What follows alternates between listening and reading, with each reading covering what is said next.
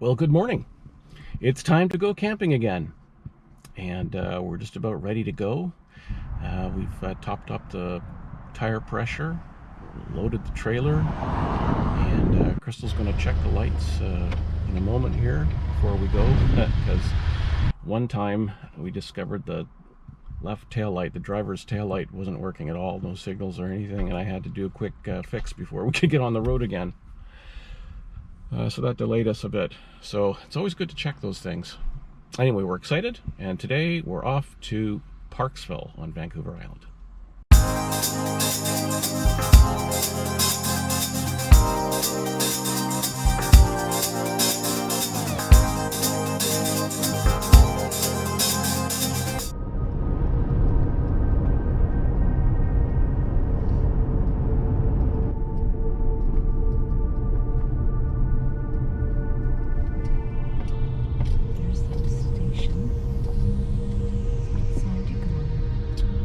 This is the exit, so I have to go in down there.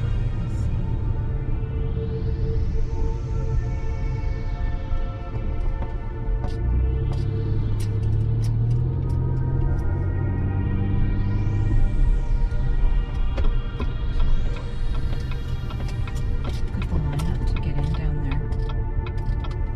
Yeah, see, those people are checking in first. They already have their water. So, this is where I gotta be. Yeah. The hose won't reach if you go on the other side, right? Well, no. So we had a bit of excitement.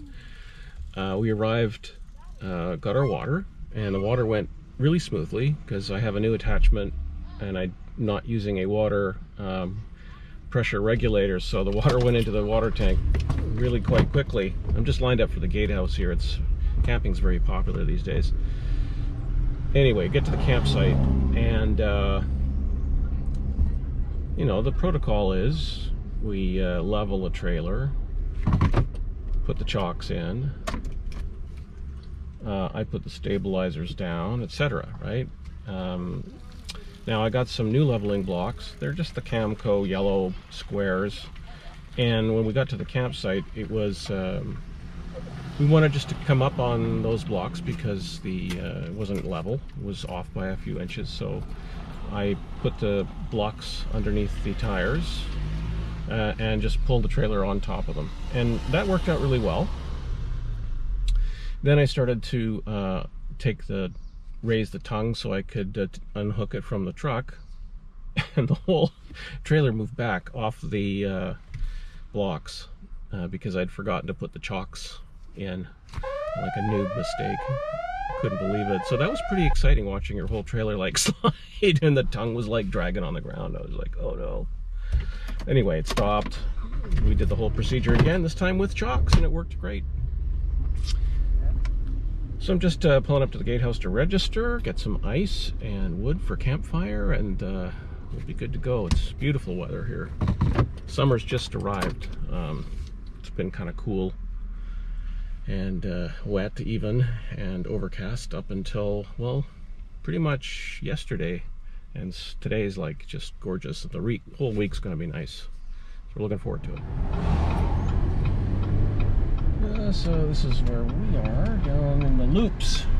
So there's past the gatehouse is the original campground, and then a couple of years ago they put in these loops as a campground expansion project, and they book up real quick.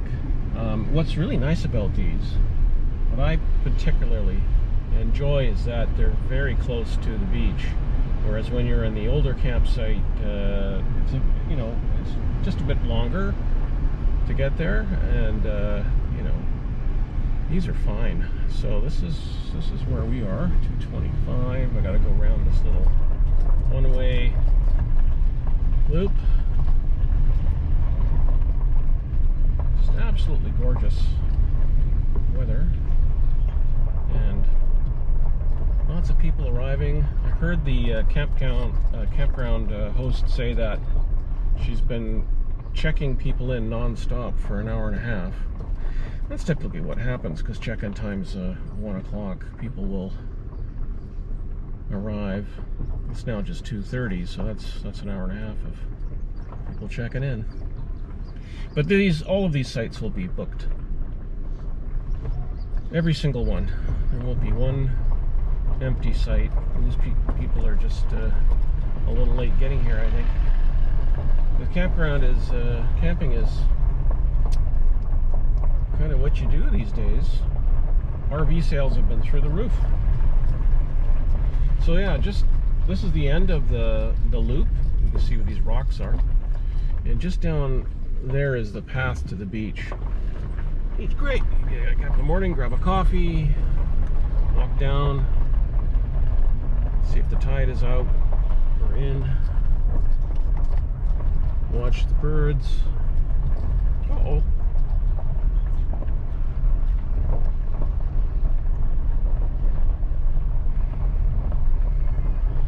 Uh-oh. Here we are. Okay, we can't do any more. We gotta go down and see the beach. We'll finish unpacking in a minute. Look at this trail.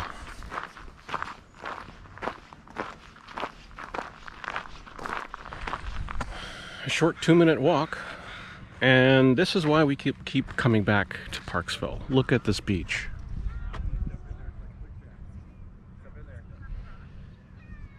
The tide is definitely out.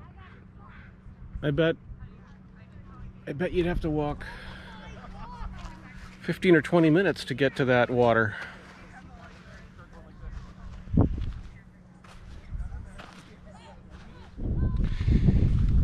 Well, good morning. I have my coffee and I'm down here on the beach.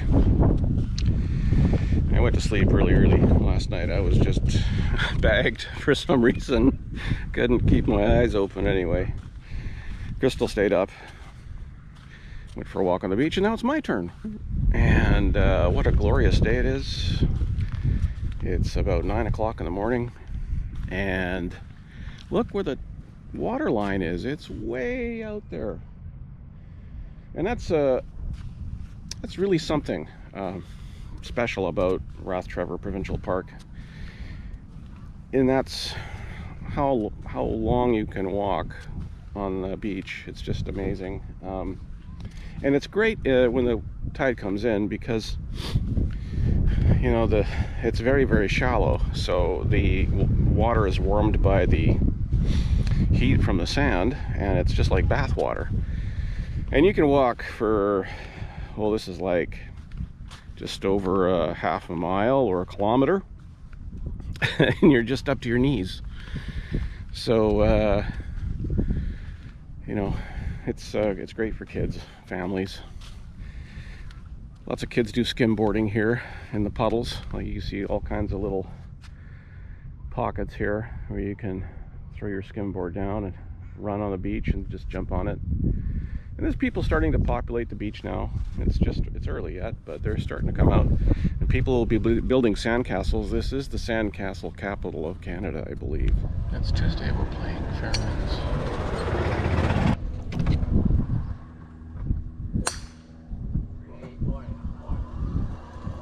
Nice hit.